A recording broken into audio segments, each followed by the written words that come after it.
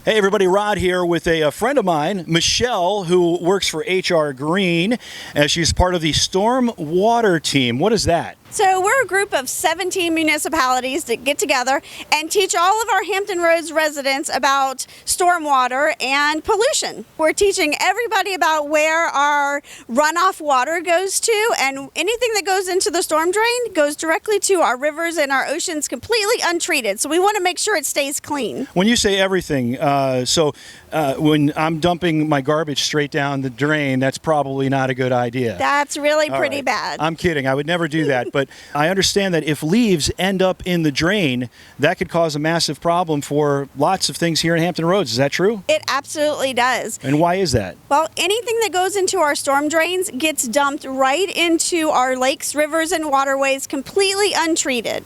So even though leaves are organic, they're natural, as it starts to decay, it adds a whole lot of extra nutrients to our waterways, and that causes a lot of big problems like algal blooms. Oh, and what is an algal bloom? So an algal bloom is where you see the green, slimy covering on a river or a lake.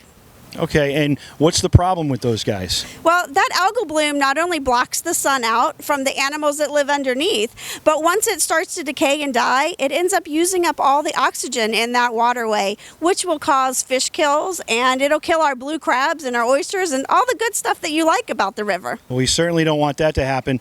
So what would you suggest I do? I've got a front yard and a backyard full of leaves. I'm ready to go. I got my leaf blower, my leaf sucker actually, and my rake.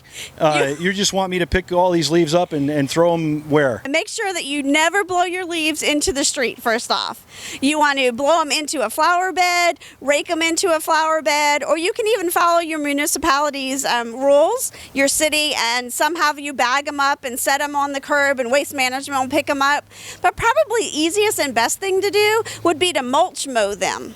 So Michelle, if people want to find out more information, there's a website they can go to, correct? You can go to askhrgreen.org, and there'll be all of your fall tips on how to be environmentally friendly. And there's lots of other information about how to be friendly to the environment at home and in your everyday life also. Thank you very much, Michelle. We'll talk to you again.